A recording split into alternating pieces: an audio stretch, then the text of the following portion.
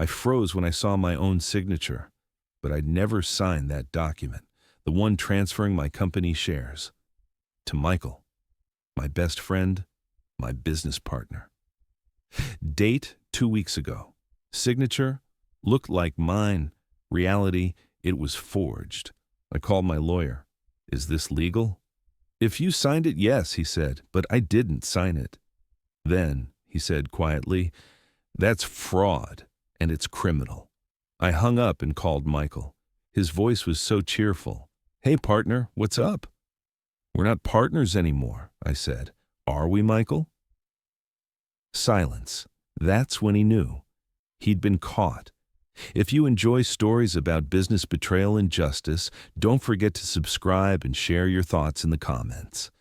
Now, let's continue with the story. Michael Bennett and I met at Boston Tech University. We were both studying engineering. We both dreamed of starting our own business. At 22, we founded our first company, TechFlow Solutions, software development for small businesses. Our first office was Michael's garage. Our first client was his neighbor's accounting firm. We made $5,000. We split it in half, $2,500 each. We'll always do this, Michael had said, equal, fair partners. 12 years later, TechFlow was a $15 million company. We had 30 employees. We had an office in Chicago. We worked with Fortune 500 companies, and we were still 50-50 partners. Michael and me, equal owners. I was on the technical side, software development, product design, engineering team. Michael was on the business side, sales, marketing, client relationships. We were a perfect balance. He was married. I loved his wife, Sarah. They had 2 kids.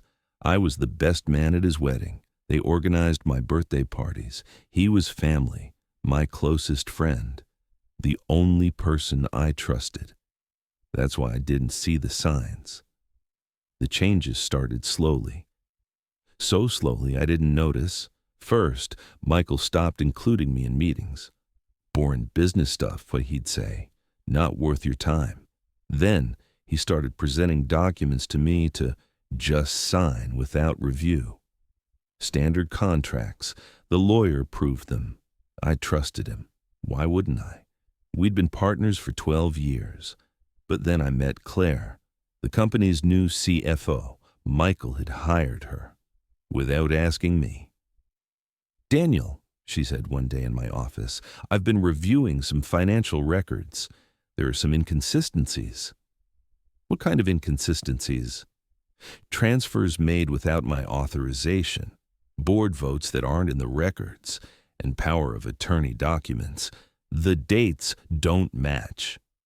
My heart raced. Show me. She showed me. Transfers from company accounts labeled consulting fees to Michael's personal LLC, $200,000 in 6 months. Did you ask Michael? I said. I did. He said this was done with your approval, but I never approved anything. Claire looked at me. Daniel, do you have power of attorney documents? For the company? Yes, in the safe. You should check them. That night I went to the office. I opened the safe. I pulled out the power of attorney documents, and there it was, an altered copy. Full authority had been given to Michael for all financial transactions. Date, 6 months ago. Signature looked like mine, but I hadn't signed it. The next day I met with a private document specialist, Lisa Morgan, forensic graphologist. Is this your signature? She asked, looking at the document. It looks like it, but I didn't sign it. She pulled out a magnifying glass. She examined it. She nodded. It's a forgery, a good one, but a forgery. The pen pressure is inconsistent, and the hook in your D is longer in your normal signature. Can this be proven legally? Absolutely. I can testify in court. I called my corporate attorney, Richard Lawson, 20 years of experience. Richard, I need to file a fraud case against my business partner. Against Michael? Are you serious? Very serious. I showed him everything. Forged signatures, unauthorized transfers, altered documents. Richard whistled. This isn't just fraud. This is embezzlement, breach of fiduciary duty. Daniel, this is criminal. What do I do? Collect evidence, document everything, then go to the police and court. And Michael? Don't tell him anything, not yet. If he suspects, he'll destroy evidence. When I got home that day, I was shaking, not from anger, from betrayal. Michael, my best friend, was stealing from me, and he thought he'd get away with it, but he forgot one thing. I was an engineer too, and engineers document everything. For the next 4 weeks, I moved silently. I didn't tell Michael anything. I acted normal. I went to meetings. I worked on projects. I had coffee with him. But I was secretly collecting evidence. First, I accessed the company's security system. I still had admin access. Michael didn't know. I copied all camera footage from the past 6 months, every meeting in Michael's office, every phone call. I found a recording between Michael and his lawyer, James, 2 months ago. Can you forge the signature? James was asking. Yes, Michael said. I've seen Daniel's signature 1,000 times. I can do it. And if he suspects? He won't. He trusts me. The camera recorded everything, the confession, the plan, everything. Second, I reviewed company financial records. Claire helped. We tracked the transfers. Michael's LLC had received the money, then transferred it to other accounts, an account in the Cayman Islands, offshore, tax evasion. In total, he transferred $450,000 in 6 months. Third, I checked board meeting records. Michael had recorded votes saying Daniel approved. But I'd never been at those meetings. Everything was fake. Richard and I met once a week. We prepared the case. We created evidence folders. We found witnesses. Claire agreed to testify. Lisa Morgan, the graphologist, prepared a court report. 4 weeks later, we were ready. What do we do now? I asked Richard. Now we set the trap. Richard explained the plan. Simple, effective. Call Michael to a meeting, just the two of you. Say you want to discuss an important deal. He'll come because he doesn't suspect. Then you show him the documents, play the confession recordings, and record his reaction. If he confesses, it's over. If he doesn't, we go to court. I set up the meeting. Michael, we have a big client from Silicon Valley, but we need to meet, just us. Sure, partner, he said. When? Tomorrow, 3 p.m. conference room. The next day at 2:45, I entered the conference room. I set up my laptop. I turned on the recording device. Richard was waiting in the office. At 3, Michael arrived. He was smiling. Big client, huh? He said. How big? Sit down, Michael. He sat, the smile on his face faded. You look serious? Because I am. I turned the laptop. On the screen, the document, the power of attorney with the forged signature. What is this? I asked. Power of attorney document. You signed it 6 months ago. No, I said calmly. I didn't. You signed it by forging my signature. His face changed. Color drained. Daniel, what are you saying? I pressed play, camera recording. Michael and his lawyer, James. Can you forge the signature? Yes. Michael stared at the screen. His voice cracked. This, he said, this is out of context. Context, I said. Okay, here's context. I showed the financial records. $450,000. Transfers to offshore accounts. Daniel, he said. His voice was shaking. This is a misunderstanding. Just what, Michael? Just tried to steal from me? From your best friend? From your partner of 12 years? I was just in debt. Gambling debt. I was desperate. I didn't think. You didn't think? I said. My voice rose for the first time.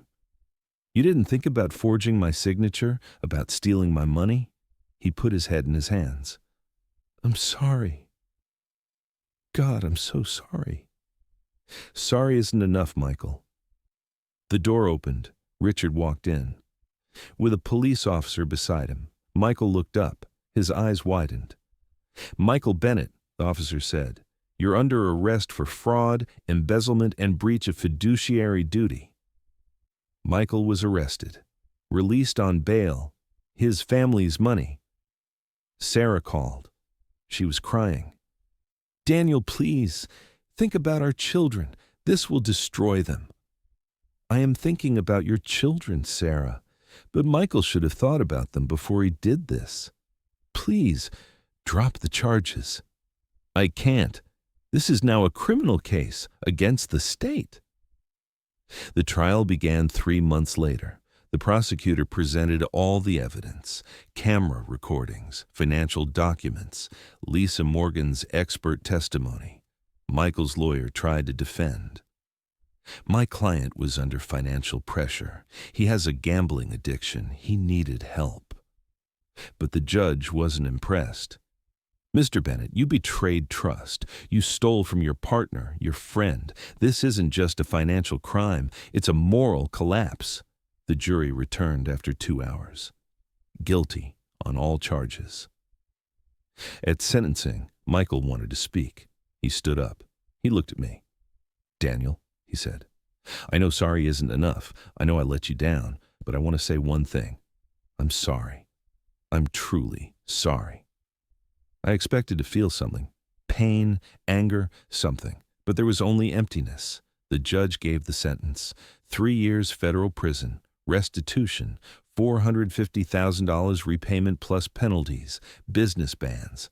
Michael was led away. He didn't look back. After the trial, I returned to the company. The employees were shocked. Everyone had loved Michael. He was charismatic, fun. But when they learned the truth, they were understanding. Claire stayed as CFO. I'd found someone I could trust. I hired a new COO, Jennifer Park.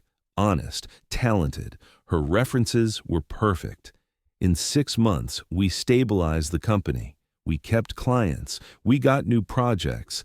TechFlow survived, but I had changed. I didn't trust easily anymore. I read every document. I checked every signature. I attended every meeting. A year later, Sarah called me. Michael had sent a letter from prison to me. "Do you want to read it?" she asked. "No," I said. "I have nothing to say to him." "Daniel," she said, "he's remorseful, truly remorseful." "I know, but remorse isn't repayment. Remorse doesn't restore trust." I didn't read the letter. Today, TechFlow is a $20 million company. We have 45 employees. We opened a new office in Austin, and I'm the 100% owner. Sometimes I think about Michael, in prison, away from his family, his career lost, everything lost.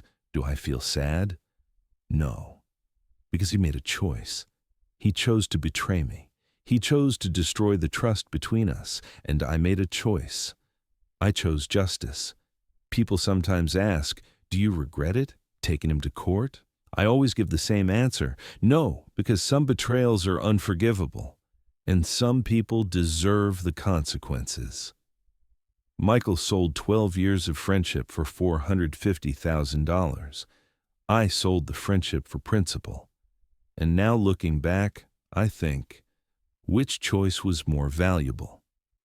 I know the answer, and Michael will know too. In prison for 3 years, maybe then he'll understand. Trust, once broken, can't be repaired with any amount of money. If this story made you think, please don't forget to subscribe. If you've experienced a similar betrayal in business or have thoughts about this story, share them with us in the comments. We're here every week with new justice stories. See you in the next one.